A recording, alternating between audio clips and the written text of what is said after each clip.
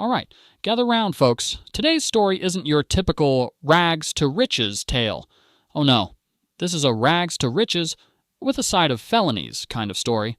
I'm talking about how I went from a broke nobody to a very comfortable somebody, thanks to a little thing I like to call creative accounting. Buckle up, because this ride gets wild. Let's set the scene. A few years ago, I was living the dream.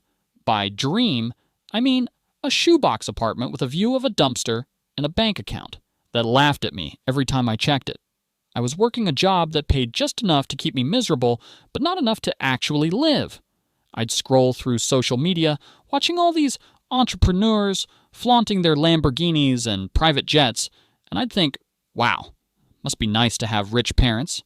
But me, I had, well, a cat, and a questionable moral compass. Little did I know, that combo would change everything. Then, one day, it hit me. I was sitting at my desk, staring at yet another spreadsheet, when I realized something. The numbers didn't add up.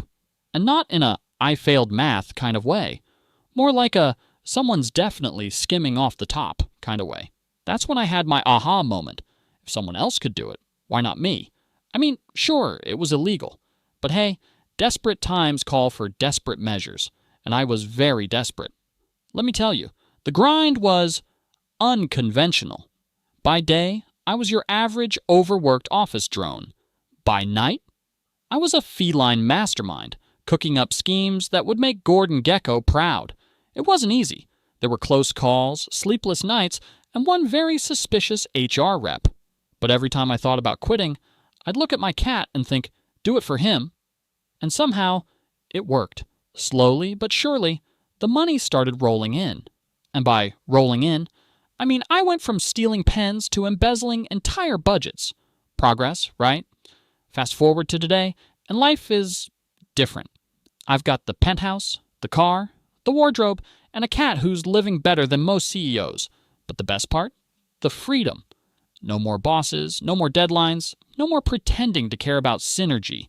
Sure, there's always the risk of getting caught, but hey, that's what offshore accounts are for, right? And if all else fails, I've got a solid escape plan. Spoiler alert, it involves a private jet and a country with no extradition treaty.